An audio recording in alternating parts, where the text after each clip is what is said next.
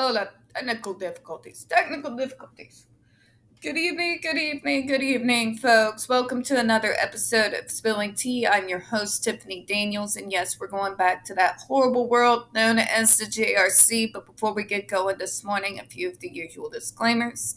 You are going to see the link to this article right there in the description box, alongside the other pertinent links to the Stop the Shocks campaign, including Autistical's massive archive on the subject, the templates, folks, you know the drill. Sign your name, click on your senator. And the ever present, self explanatory change.org Shut the Judge Rotenberg Center Down petition. Folks, when we discuss the JRC, you're going to get vivid descriptions of and catch clips of surveillance footage of peoples with disabilities being tortured and abused. If you got young children present, please use your headphones, alright? All right, now it is 5:14. I am exhausted, folks. I am now covering two different things at the same time. My brain may implode by the end of May. We'll find out. So, if I sound particularly brain dead, apologies, okay, in advance. All right, so let's go to where we left off here. Trent, 1994, notes that the shift in the function of such special training schools from educational to custodial began almost immediately in practice, but not in the rhetoric of these institutions, which continued to attest that their teaching methods resulted in graduates who were able to return to their families and the communities as viable. Here we go again. I'm not going to rant. Moving along. Contributing members. Oh, fuck, it gets worse.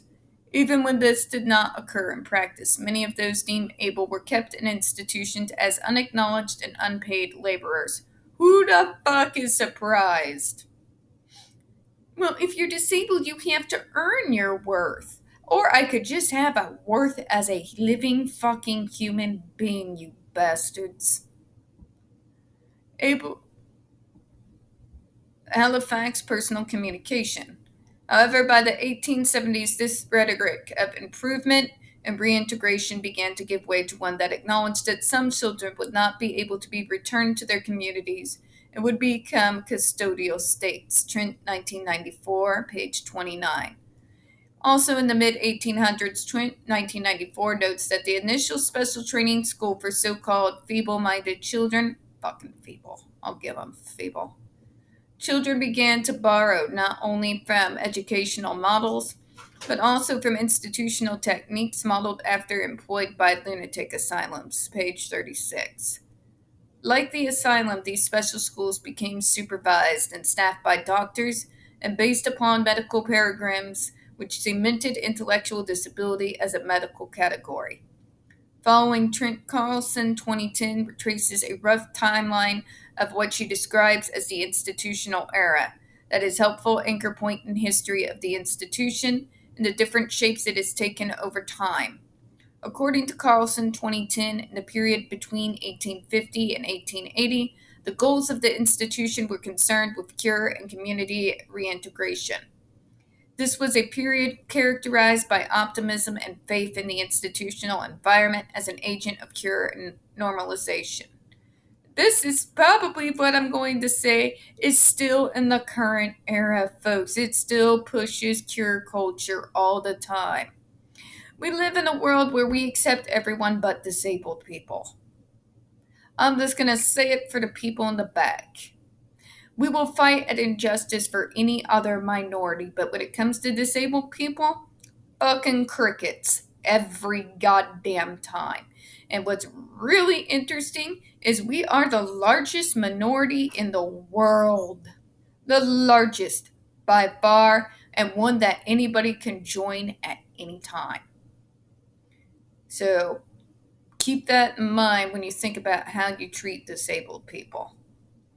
Beginning in 1880 and continuing through the 1900s, the goals of institutions shifted towards custodianism, with emphasis moving away from eventual community into reintegration towards the construction of intellectually disabled people as requiring shelter from society. Oh, you mean sheltering society from us? Can we say what we mean? We make you feel uncomfortable so you want to shut us away and forget we exist. Can we call it what it is? Please and thank you. This period then gave way to the reconstruction of intellectual disability as a menace. Oh, fuck me, here we go. This is what I'm talking about so much on the JD versus AH case. Any one of us disabled or different, automatically people assume, well, it must be true. Fuck me. So the emphasis of the institutional environment shifted yet again towards protecting society from its disabled members. Jesus Christ. The shift occurred roughly between 1900 and 1920. As this rough timeline demonstrates, intellectual disability was and continues to be a contested category in the global north that is constantly subject to changing rhetoric and reconstruction, a point that will be important to bear in mind throughout this paper.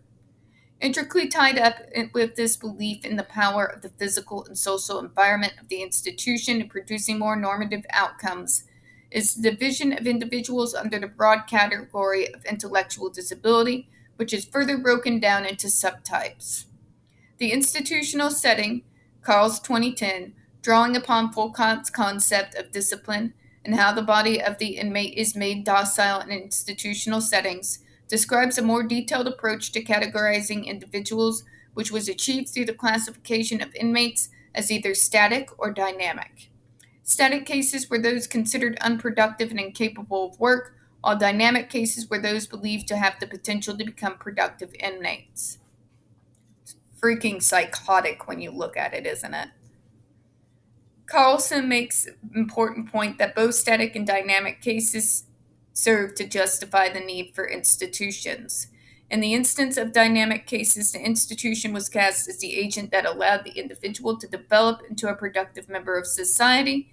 In the example of those individuals labeled as static, the institution was still constructed as essential, a place where the non-productive individuals can be housed to protect their families and communities from stigma and reported economic hardship. Oh, yes, fuck me. God forbid, You're a burden. Didn't you know that, Tiffany? Funny. Seems to me that I make a decent amount of money. I'm living relatively well. I'm not really a fucking burden on anyone, but you in society sure like to make me think I am now, don't you? See, there are other ways outside of schools like this that people are able to develop and become quote unquote productive. But none of y'all want to believe that shit. No, you want to just blame us for all your problems. You do it all the time. Look at the burden she's causing her family. I'm going to say it for all these people in the back. Kids cost money. Doesn't matter if they're disabled or not. Kids cost money. Oh, but you're going to blame us, though, aren't you? Oh, you're costing society money. We have to pay Social Security for you while we work all the time. Fucking spare me, Karen. Fucking spare me. This is coming from people who call themselves good Christians. Wonder what Jesus would have to say about that, don't you? I wonder, I do. But anyways, I ended on that note, folks, before I go on a full-blown rant.